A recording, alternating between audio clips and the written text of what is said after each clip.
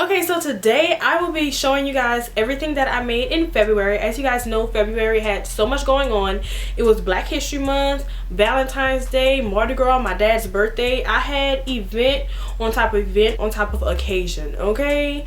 So I was trying to sew and create for a lot of these things. Some things I got to and some things I didn't, but today I'm going to show you all of the things that I actually got to complete in the month of February. So first I'm going to start off with the items that I sewed from easiest to hardest. So the first thing that I created in the month of February is a little girl's dress. Now I made this dress, no, it just took me 2 days because I started it at a sewing class and this is how it turned out, and I have pictures and videos of it, but this is how it looks right now. I got the pattern from Walmart, and let me just tell you, I hated this pattern. I had a seasoned sewist walking me through creating this dress, and she was confused by this pattern. This was a McCall's It's So Easy pattern for kids. It was not easy. The pattern was only $5, and I will probably never buy another pattern from Walmart because there were so many like steps that weren't well explained.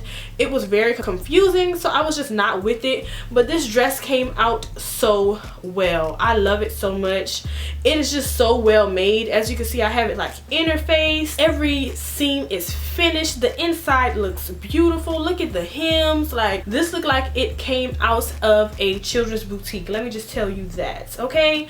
I absolutely love how this came out. I did pair it with this accent fabric, and this is the bow right here. I used fat quarters for that, and fat quarters are the little $1 or 25-cent pieces of fabric that people use for quilting.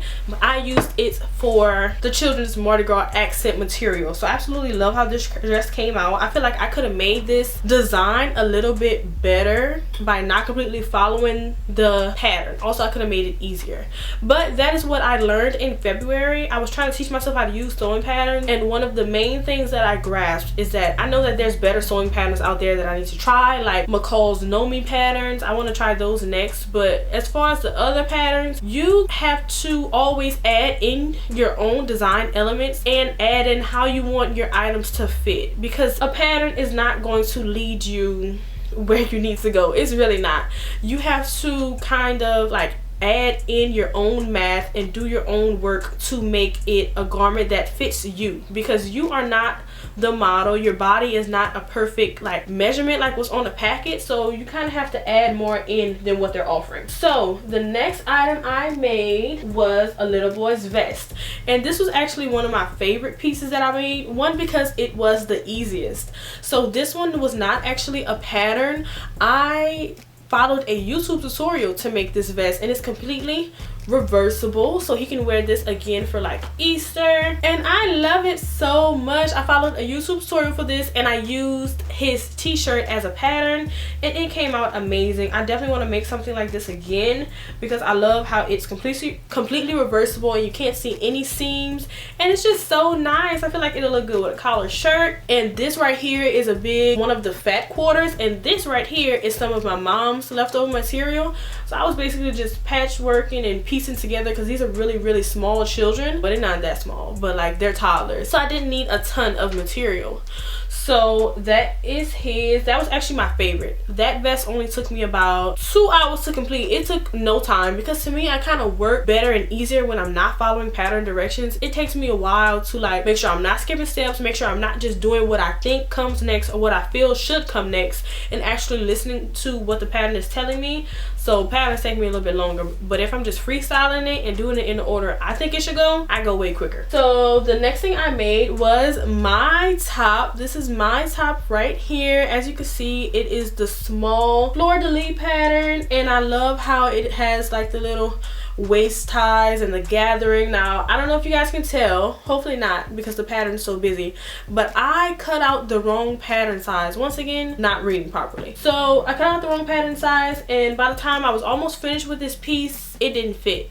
so I had to add a bunch of material panels to the back. Thank God you can't really see it, but it's there, so now it fits properly. I also messed up my zipper while creating this top, so I had to take the zipper out of a completed shirt and then put a new zipper, just because I didn't close in my zipper soon enough. So when I zipped it up, I zipped it all the way up. That was very stressful for me. But overall, I do love the construction of this garment too. It looks so nicely finished. It looks like it can be sold in a store. Like, that's what I was looking for, pieces that were well made, very sturdy, and that looks professional. And I think I accomplished that. Like, I really do like how this shirt turned out. But once again, there were certain design things that I would change. Like, I feel like I would make this, instead of it being so closed right here, I would make this more of like a V-neck instead of like where it has a hook and eye, just to youthsen it up a little bit, because to me it was supposed to be like a dressier, more go to the office type of shirt. But to make it more of cute, summery, and more young, I want to modify the pattern to make it a V-neck. I feel like that would be so much cuter. So when I do that pattern again, I'm going to keep that in mind and make it a V-neck, and also use something that is more lightweight and maybe more silky. So that's how I would modify that pattern. And last but not least, the last thing I sold in February was my mom's shirt. Another thing that I learned is to never save the hardest garment for last. This was a Vogue pattern, and let me just say, the Vogue pattern was probably the most in-depth of all the patterns, so I feel like I would try another Vogue pattern. But overall, this pattern had a few techniques that I wasn't completely comfortable with, like when it came to the, what is this called, when you have two folded pieces, I'm gonna put the word right here, when you have two folded pieces and you're trying to like sew it together like this without the thread showing. I don't know how to do that, so I really tried my best. I don't think you can really see it, and that's the good thing about working with patterns. Any mistake I made, you can't. But I really did like this. This was my first time doing buttons. I don't know how to use the button function on my machine, so that's something I need to learn in the month of March, because I did these buttons by hand and that was just not it. Will not be doing that again. But one of my favorite features about this shirt is the sleeves. They're so cute and very bell-like. But what I didn't like, once again, is that I feel like the pattern wasn't long enough, so I would have added some length, because to me it was kind of cropped on my mom and I didn't like that. I prefer it to be a little bit longer, and the size I cut out for her was a little bit too big. Now, I'd rather something be too big and I can take it in, but I feel like during the creation process I should have caught that while sizing it on her and made it a little bit smaller, you know, on the stomach area to taper it in. But that's also why designers make, but it's like a practice garment that you make out of muslin. That's why people do that, so you can really test the size and see what changes you need to make to the person's pattern, because it's just never going to be completely to your liking. You have to make certain design changes to make it work for you. So that is what I learned this month, and I feel like I've learned a lot of verbiage when it comes to patterns, so I think I did pretty well teach myself how to use a pattern.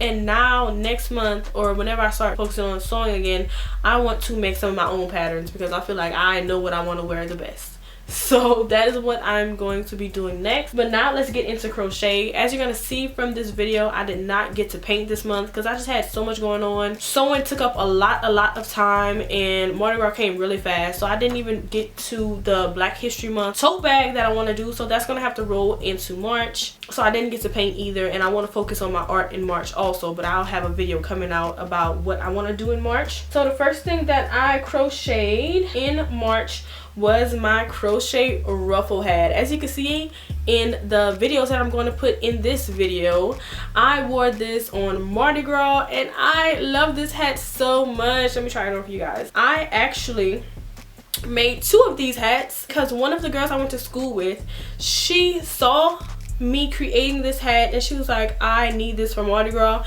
and I was like, girl, bet. So I had my first crochet commission with her and I was so happy. I made her hat in like 2 days, and hers is actually a little bit more ruffly than mine. So this is my hat right here, and I'm gonna put in a video or a picture of her hat. And let me just tell you, her hat was super cute. She looked so good in it, and I was just so happy creating something for someone else.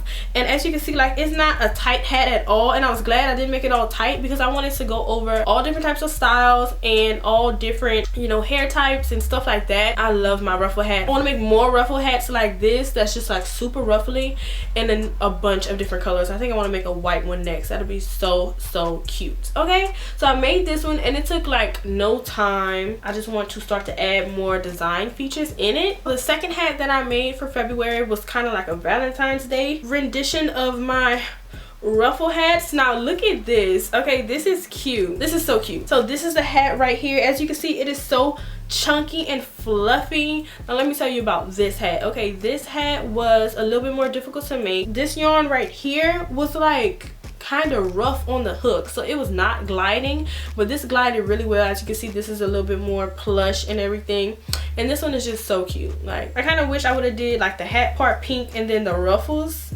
this, but you know, you live and you learn. I think it's still cute the way it came out, and I really do like that I didn't make these ruffles too big like this one. I really love how this looks. It's just so cute and girly, and it's giving Little Bo Peep, and it's the perfect pink. It literally matches shirt, so I'm gonna keep this on. The last hat that I made for the month of February is this one right here. I kind of let my Instagram followers help me design this hat because I had no idea what I was going for. I had some inspiration pictures and I let them pick from the inspiration pictures, and then I knew I wanted to do like a scrap yarn type of feel, and this is just so cute. It came out so cute. I love the colors. I want to do another hat like this but with more neon. As you can see, the pink and the blue are kind of neon, and then this is like a mixed match of fabric, and I got a little white right here with the fuzzies. To me, the fuzzies make it like, so many people really like this hat, so I definitely want to do more hats like this one. As you can see, I did a whole reel in this hat. I want to do more hats like this one and see if anybody wants to buy it, because let me try this one on. I really do love the fuzzies. I have to get more fuzzies, girl. Yes, yes, yes, so cute. So cute. So yes, this is the last thing that I made for the month of February. I hope you all enjoyed this video. I can't wait to share with you guys what I'm going to be making in March. I didn't film the video yet because I don't really know what I want to make for the month of March. So yeah, I'm gonna have to think about that, but it'll definitely be coming out next week, so stay tuned for that. I'll definitely be doing some more crochet because I have some festivals coming up in Louisiana, and I gotta be on top of it. Okay, best dressed all summer, and it's gonna be handmade. You feel me? You feel me? All right, so make sure you're following me on Instagram. Make sure you're like, comment, and subscribing, and I will be seeing you guys in my next video.